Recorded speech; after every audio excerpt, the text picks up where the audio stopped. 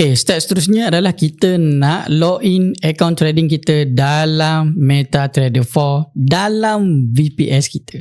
Perkara pertama yang awak kena ada adalah akses kepada account trading awak iaitu MT4 Scene account. Okey, pastikan guna MT4 Scene account. Okey, jangan guna MT4 standard, MT5 Scene, tak. MT4 Scene account sahaja. So ini adalah data dia. Pastikan awak ada data log masuk, pastikan awak ada data kata laluan. Okey, dan juga pelayan tu server lah. Biasanya server dia akan pakai HWReal. Okey. So ini platform kuning kita.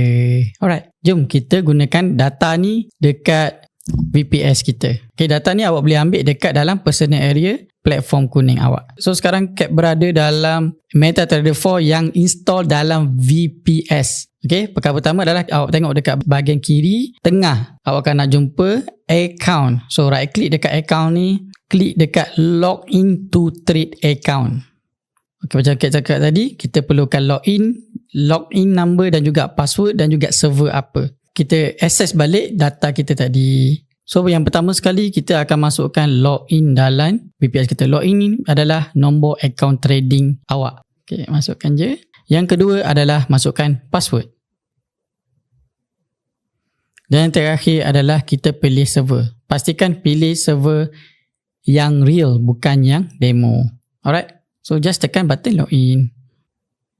So kalau amount tu dah keluar, balance tu dah keluar dalam MT4 awak, maksudnya awak dah berjaya login account trading awak dalam MT4 yang dalam VPS awak. Dan yang cara kedua untuk kita sahkan yang kita dah berjaya login adalah di sebelah kanan bawah ni menunjukkan ada berlaku download dan juga upload. Okey, ada data paket dekat sini belah kanan bawah ni. So kita dah berjaya login account trading kita dalam MT4 yang dalam VPS.